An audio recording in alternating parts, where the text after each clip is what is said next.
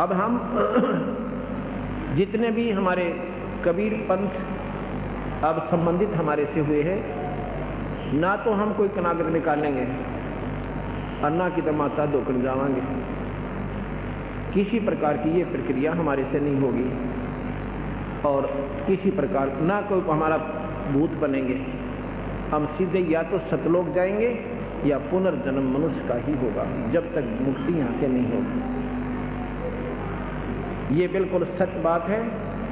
अन्य किसी की भी साधना से कई भाई कहते हैं कि हमने सुना है एक व्यक्ति के 8 जन्म लगातार मनुष्य के हुए। मनुष्य के जन्म 100 भी हो जाएं लगातार कोई बड़ी बात नहीं, क्योंकि वो कर्मों के नंबरों के आधार पर निर्धारित कर दिए जाते हैं। अंत में भी जीव की बिरान माटी होगी, कुत्ता और गधा बने रहेगा। पिछले कर्मों के आधार पर 1, 2, 3, 4 मनुष्य भी जीवन मिल सकते हैं।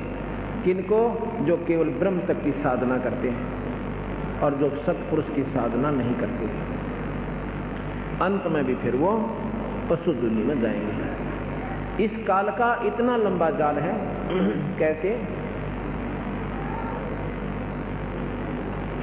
एक राबिया नाम की लड़की थी, राबिया। उसको कबीर साहब मिले थे, भक्ति में बहुत ज़्यादा उसकी रुचि थी और पिछले अपने शास्त्रों के आधार से उसके जन्म जन्मांतर की घनी कमाई इकट्ठी हो रही थी। जिन पुण्य आत्माओं की पिछली पुण्य कमाई ज़्यादा है वही आज सत्संग में समय निकाल कर आ रहे हैं, दूसरे नहीं आ सकते। वो तो ना तक या तो ठेके पर जा रहे होंगे और या फिर सीधा लूटम लूट मौज मात मचा रहे होंगे, 2 के 20 बना रहे होंगे। और आपको भगवान ने समय दिया है, ये वैसे नहीं दिया। आपकी कसक भीतर की और कमाई आपकी आपने इस स्थान पर आपको लेकर आई है, वैसे नहीं आ सकते आप यहाँ पर। आप सोच भी नहीं सकते इस साइड में जाने की, घर बैठ पर ना जाने के बात बनाकर मन आपको वहीं उलझा कर सेट कर देगा। उसके जन्म जन्मांतरों की बहुत ज़्यादा कमाई थी। उस कमाई के आधार पर उस लड़की ने परमात्मा में रुचि बहुत ज़्यादा होने के कारण अपनी यही धार्मिक प्रवृत्ति के आधार पर, अपनी धार्मिक परंपरा के आधार पर जो भी साधना का ज्ञान था उसमें आरूढ़ हो रही थी। उसको कबीर साहब मिले सतपुरुष आकर स्वयं उससे कहा कि बेटी ये साधना कहाँ क्या कर रही है? कि स्वर्ग में जाऊंगी।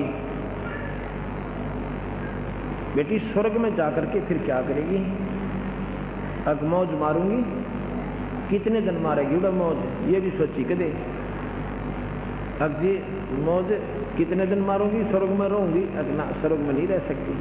स्वर्ग के अंदर इतने दिन रहोगे जितने तेरी पुण्य कमाई है, उसके बाद नरक में भी जाएगी और फिर 84 में जाएगी। ये काल बलि का जाल है। वो सारी कहानी सुनाई जो मैं सुनाने लग रहा हूँ आपको परसों से। उस लड़की के बात समझ में आएगी। नो बोली जी मैंने फिर मेरा रास्ता बदल दो, अग नाम ले बेटी, उस परमात्मा का ध्यान धरो।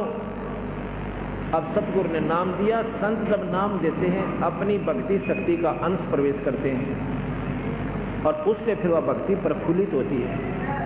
वैसे नहीं आप राम नाम ले सकते, ना सत्संग सुन सकते। अब 2-4 वर्ष तो उस लड़की ने साधना की। उसके बाद समाज के इस उलझेड़े में फिर उलझ गई। उसकी शादी होगी। शादी होने के बाद वो बोले हम तो माता तो कुआवाएंगे, वो कहने लगे हम तो न्यों करवाएंगे, हमारा तो छटकी मानस है। वह बेचारी अपनी पूजा ने छोड़ कर उन मोड़ दी। वह एकली वह 20 उसने वह मार्ग त्याग दिया। उसके बाद उसका शरीर पूरा हो जाता है हिंदू धर्म से। फिर वो मुसलमान धर्म में राबिया नाम की लड़की बन जाती है। भगवान के घर में हिंदू मुसलमान नहीं है, ये हमारी चौंध से हमने पला रखी। परमात्मा के घर में ना कोई हिंदू है, ना कोई क्रिश्चियन है, ना कोई मुसलमान है और ना कोई जाति और पाति। एक जीव है उसकी संज्ञा में और उस जीव का जहाँ भी संस्कार है उसी व्यक्ति के साथ जोड़ देगा, चाहे वो मुसलमान घर में है और चाहे वो क्रिश्चियन के घर में है, चाहे हिंदू और सिख के घर में है।